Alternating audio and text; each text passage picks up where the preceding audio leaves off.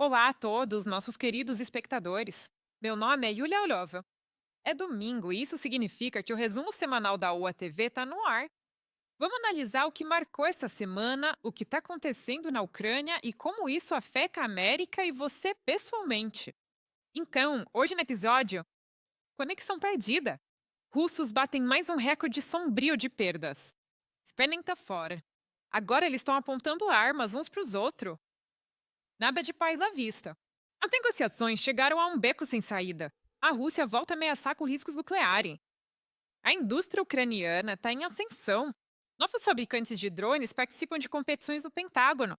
Novo míssil poderoso a caminho, capaz de atingir Moscou. Vamos falar sobre tudo isso em instantes.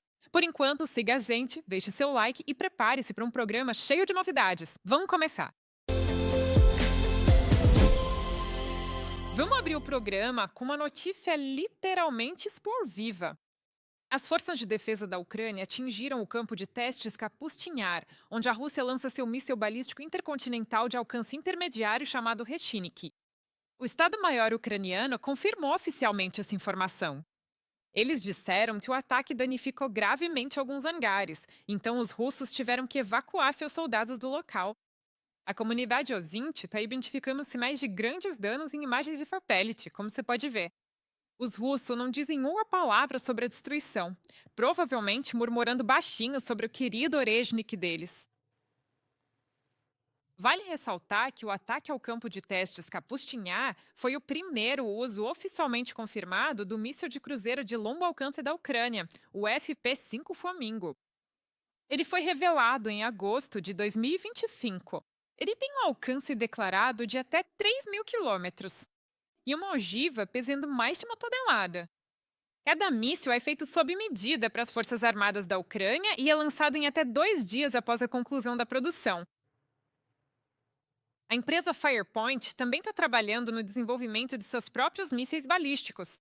E provavelmente, em breve, vai lançar algumas novidades quentes, os mísseis balísticos FP7 e FP9. Os novos desenvolvimentos deles são muito mais baratos do que os equivalentes ocidentais, e o alcance permitiria até atingir Moscou. Segundo a empresa, o SP-7 será uma versão econômica do sistema americano ATACMS. Ele tem um alcance de até 300 quilômetros e é projetado para ataques de precisão e distâncias mais curtas. A versão mais potente, a FP9, pode atingir alvos a uma distância de 800 a 850 quilômetros. Isso significa que as pessoas em ST, São Petersburgo também deve ficar em alerta. Mas o míssil carrega uma ogiva com peso de 800 quilos. O FP9 tem um alcance de 800 quilômetros e uma ogiva de 850 quilos. Moscou fica a 800 quilômetros. E isso é até mesmo São Pete, São Petersburgo. Estamos realizando testes no momento porque houve problemas organizacionais muito sérios. Agora eles foram resolvidos. Estamos realizando testes e, em um futuro próximo, esperamos colocá-lo em serviço. Espero que em fevereiro concluamos todos os testes. As coisas têm sido chocantes em Moscou nesta semana. Na sexta-feira, houve uma tentativa de assassinato contra o tenente-general Vladimir Alexeyev, vice-chefe da diretoria principal do Estado-Maior das Forças Armadas Russas. De acordo com o Comitê de Investigação Russo, um homem desconhecido disparou vários tiros contra o general e fugiu. Alexeyev foi levado às pressas para um hospital. Ele está na UTI, em estado grave. As balas atingiram alguns órgãos vitais. Mas o que sabemos sobre o general Vladimir Alexeyev? Ele é um dos principais nomes da inteligência militar russa. Desde 2011, ele ocupa o cargo de primeiro vice-chefe da diretoria principal de inteligência do Estado-Maior das Forças Armadas Russa. Diversas investigações jornalísticas ligam Alexeyev às operações de empresas militares privadas russas, incluindo aquelas que se envolveram em combates em solo ucraniano. Em julho de 2014, ele estava no comando de comboios de empresas militares privadas que escoltaram sistemas de mísseis Buk cruzando ilegalmente para a Ucrânia. Alexeyev é o primeiro adjunto de Igor Kostyukov, chefe da diretoria principal do Estado-Maior russo.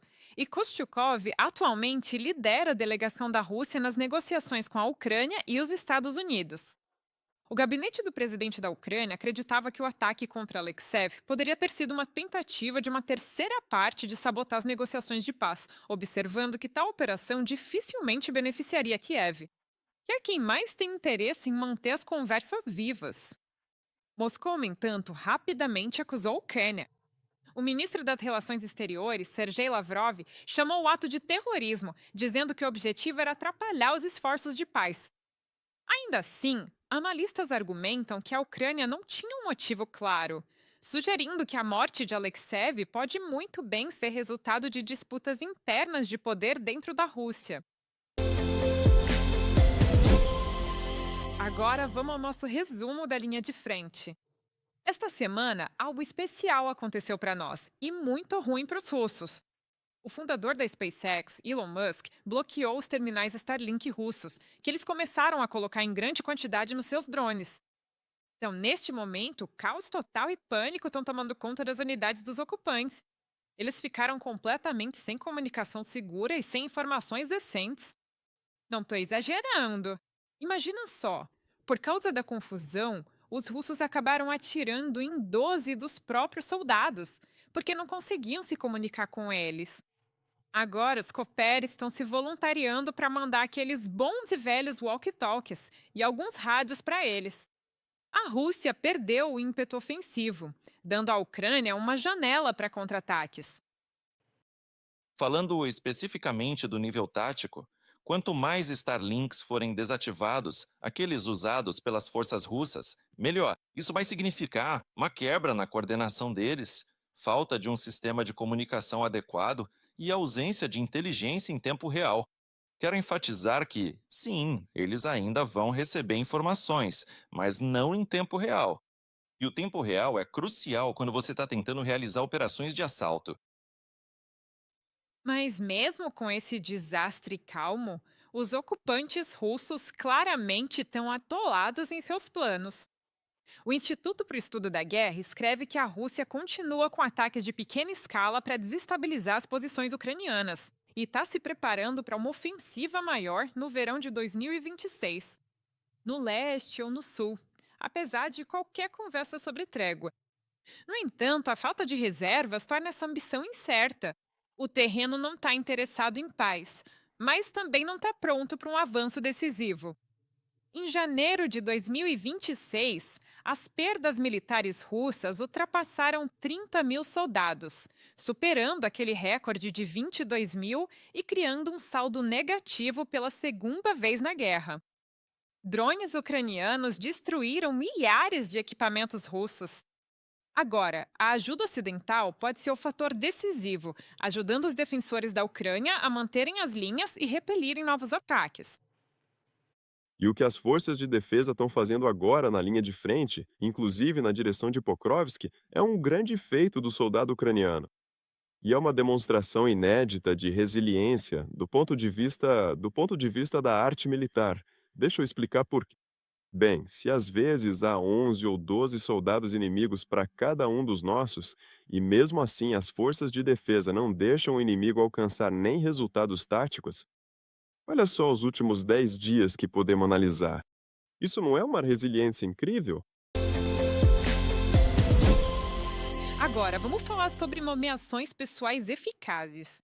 O novo ministro da Defesa da Ucrânia, Mikhail Fodorov, está realmente agitando a equipe de defesa da Ucrânia. Esta semana, ele nomeou Taras Shmut para o Conselho de Supervisão da Agência de Aquisições de Defesa, que fornece munição e equipamentos para as tropas ucranianas.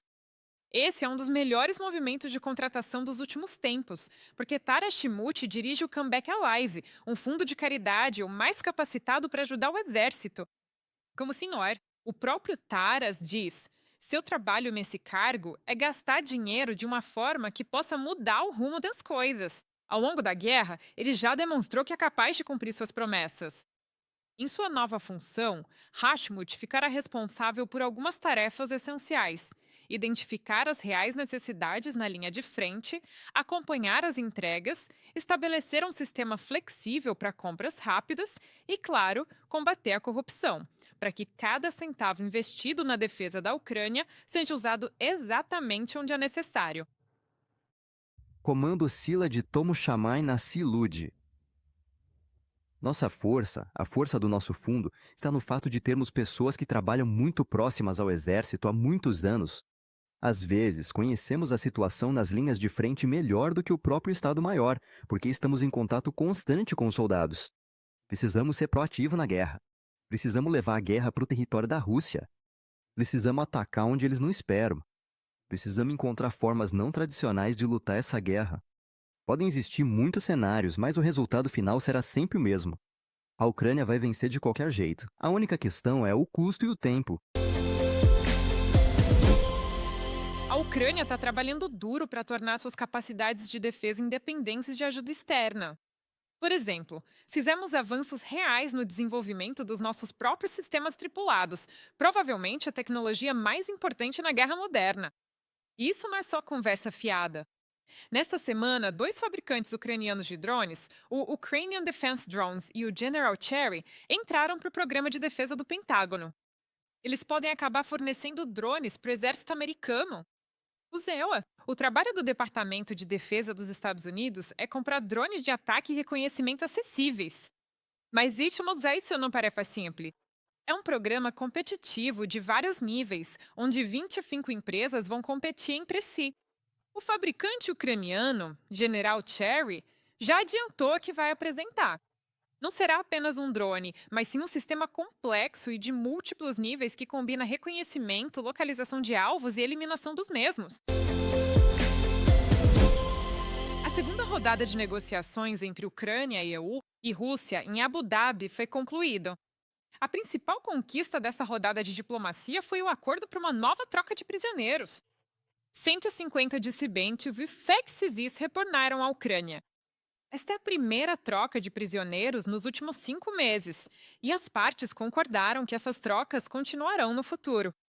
O presidente da Ucrânia, Volodymyr Zelensky, destacou no início do ano que a Rússia está deliberadamente prolongando os acordos, bloqueando o retorno de militares e civis ucranianos.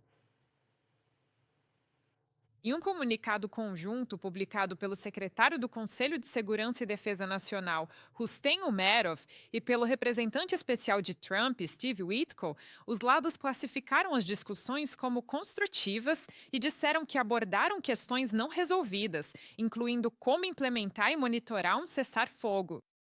Sobre Donbass, a posição da Ucrânia permanece firme. Nós mantemos nossa posição com regras justas e confiáveis. Os EUA sugeriram a ideia de uma zona econômica livre em Donbass, como um compromisso, sem que a Ucrânia reconheça a região como território russo. Ainda não há acordo sobre a usina nuclear de Paris. A próxima reunião da delegação Ucrânia-Rússia pode acontecer nos Estados Unidos, em Miami, cerca de uma semana após 6 de fevereiro. Segundo o presidente Volodymyr Zelensky, os EU querem encerrar a guerra até junho de 2026, devido a fatores internos, como as eleições para o Congresso, estabelecendo um cronograma claro. Estamos prontos para todos os formatos de trabalho que realmente possam aproximar a paz e torná-la confiável e duradoura. E de forma que tire da Rússia o apetite de continuar lutando. É importante que esta guerra termine de tal maneira que a Rússia não tenha nenhuma recompensa pela agressão. Esse é um dos princípios-chave que restituem e garantem a verdadeira segurança. Agradeço a todos os parceiros que nos apoiam nisso. Mas assim que vimos alguma esperança de progresso, a Rússia decidiu tentar impor novas condições nas negociações. Isso inclui o reconhecimento oficial do Donbass como território russo por todos os países do mundo. O presidente Volodymyr Zelensky rejeita isso. Há muito tempo, Moscou vem defendendo oficialmente sua velha posição. A retirada das forças de defesa da Ucrânia de todo o Donbass, assim como dos territórios em Zaporizhia e Kherson Oblast, incluindo áreas que a Rússia nem sequer controla. Especialistas com quem conversamos enfatizam que a Rússia não está tentando encontrar uma solução, está apenas fingindo que faz isso. Politicamente, a Rússia está jogando o mesmo jogo de sempre. Por que Ushakov, Tyapty ou Dmitriev não estão aqui? Para Putin, isso não é uma negociação com a Ucrânia. Esse grupo só serve para mostrar ao Trump que eles estão participando. Existe uma delegação que, bem, não está ali só para fazer figuração e pode realmente trabalhar em algo, mas ela não pode tomar decisões estratégicas sérias que realmente impactariam o processo de paz. A Rússia tem muita cara de pau de impor condições adicionais depois de violar deliberadamente a trégua energética acordada com o VUA no início desta semana. Moscou atacou sistemas de energia em Kiev, Kharkiv, Dnipro, Odessa, Vinícius e Zaporizhia quando a temperatura lá fora caiu para menos 22 graus Fahrenheit. Mais de 1.000 prédios ficaram sem aquecimento. Mas se já estamos acostumados com o tesouro russo, com certeza não estávamos preparados para a reação de Donald Trump. O presidente do VUA disse que Putin cumpriu sua palavra. Na visão dele, a suspensão temporária dos ataques russos durou de domingo, 21 de janeiro, até domingo, 1º de fevereiro. Então, o ataque na noite de segunda para terça não conta como violação. Sobre a Ucrânia, senhor presidente, ontem o senhor falou sobre como Vladimir Putin havia concordado com uma pausa durante o frio intenso. Durante a noite, esses ataques voltaram a acontecer. Foi domingo. Foi de domingo a domingo. E aí acabou e ele atacou forte na noite passada. Agora, ele cumpriu o que prometeu nisso. É muita coisa. Sabe, uma semana já é alguma coisa, porque tá realmente muito frio lá. Mas foi no domingo, e ele foi de domingo a domingo. Ele só quis te ver ir mais longe. Por mais tempo, eu quero que ele acabe com a guerra. Isso é absurdo. Trump mencionou pela primeira vez a possibilidade de uma trégua energética semanal na quarta-feira, e naquele momento já era fim de noite em Kiev e Moscou. O dia seguinte inteiro, o Kremlin se recusou a comentar essa informação. E só na sexta-feira, o porta-voz de Putin, Dmitry Peskov, disse que a Rússia manteria a trégua, mas apenas até 1º de fevereiro. O presidente Volodymyr Zelensky observou que o ataque parou por apenas 4 dias, e não 7, como havia sido anunciado. A diplomacia desajeitada de Trump pode preparar o terreno para outra guerra na Ucrânia, observa o Telegraph. Pressionar Zelensky a abrir mão de pontos-chave em Donetsk, como importantes centros de defesa como Kramatorsk e Sloviansk, enquanto ignora os objetivos maiores de Putin, pode causar um problema sério. Essa concessão pode resultar em ataques ainda mais brutais contra civis e tornar a Ucrânia um alvo fácil para futuras invasões russas. Enquanto isso, opções melhores, como fornecer mísseis de longo alcance à Ucrânia ou impor pesados impostos aos compradores de petróleo russo, estão sendo ignoradas, em favor de acordos que beneficiam principalmente Moscou. Portanto, até o momento, a Rússia ainda não demonstra disposição para concluir uma paz justa com a Ucrânia. Nesta semana, junto com o analista militar e ex-membro das Forças Armadas do ZEUA, o oficial de operações nucleares e de mísseis da Força Aérea, Jake Browy, discutimos o que poderia levar o Kremlin a pôr fim a essa guerra sangrenta. Eu Acredito que, em algum momento, a Rússia vai ter que concordar com o cessar-fogo. Mas esse momento precisa chegar quando Putin sentir que a Rússia está ficando sem mão de obra ou sem dinheiro, eu já perdi as esperanças no povo russo. Eu não acho que o povo russo vá se levantar ou se opor ao regime. E a maneira mais rápida e fácil de acabar com essa guerra é se o Putin morrer. Causas naturais, para mim, já serve. O autoproclamado presidente russo está tentando manipular o presidente dos Estados Unidos, Donald Trump. Primeiro, ele trouxe essa trégua energética fracassada como concessão, e agora provavelmente vai tentar jogar a carta nuclear.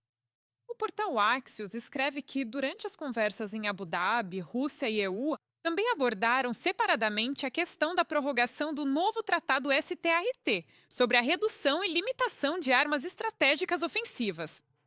O prazo dele expirou nesta quinta-feira e, a partir de agora, pela primeira vez desde 1972, Rússia e EU não têm mais limites para suas forças nucleares estratégicas. E logo após o vencimento, Dmitry Medvedev, da Rússia, apareceu com mais ameaças, publicando sobre uma catástrofe nuclear. E até mesmo canalizando o Rei da Noite de Game of Thrones com a frase sobre a chegada do inverno, para alertar sobre um inverno nuclear. Aceite que o secretário de Estado Marco Rubio disse recentemente: a Rússia vem violando o Tratado Novo START há anos, deixou de cumpri-lo em 2023 e praticamente destruiu todo o sistema de verificação que deveria manter a situação sob controle. Com a ameaça eliminada, o ZEUA está pressionando por uma nova estrutura. Isso traz outros jogadores para a jogada, como a China, cujo arsenal nuclear cresceu de cerca de 200 para mais de 600 ogivas desde 2020 e pode ultrapassar 1.000 até 2030. Rússia e China não devem esperar que os Estados Unidos fiquem parados enquanto elas ignoram suas obrigações e expandem suas forças nucleares. Nós manteremos um dissuasor nuclear robusto, confiável e modernizado. Mas faremos isso enquanto buscamos todas as vias para cumprir o desejo genuíno do presidente por um mundo com menos dessas armas terríveis. A chantagem nuclear é um argumento favorito da extinta URSS e da Rússia moderna. Lembra como, no início de 2023, Putin anunciou que a Rússia estava suspendendo sua participação no tratado? Então, mesmo com o tratado em vigor, Moscou se isentou da obrigação de seguir seus termos. Até agora, o New START era apenas mais um argumento para esse impasse nas negociações com Donald Trump. Para agradar o ZEUA, no outono de 2025, Putin sugeriu aos americanos estenderem o tratado de forma não oficial por mais um ano. Mas Trump deixou claro que não está muito interessado na iniciativa de Moscou. Ele acha que, se o tratado expirar, expirou. A gente faz um acordo melhor. Impedir guerras nucleares de acontecerem ao redor do mundo, entre Paquistão e Índia, Irã e Israel, e Rússia e Ucrânia. Em vez de prorrogar o New START, um acordo mal negociado pelos Estados Unidos, que, além de tudo, está sendo grosseiramente violado, deveríamos colocar nossos especialistas nucleares para trabalhar em um tratado novo, melhorado e modernizado, e possa durar por muito tempo no futuro. Isso é tudo por hoje. Eu sou Yulia Horsman. Muito obrigada pelo seu tempo, atenção e por apoiar firmemente a Ucrânia. Nos vemos na próxima semana. Por favor, não se esqueça de se inscrever no nosso canal para ficar por dentro do que está acontecendo no mundo. Apresentado a você pela USU TV sob a perspectiva ucraniana. É isso!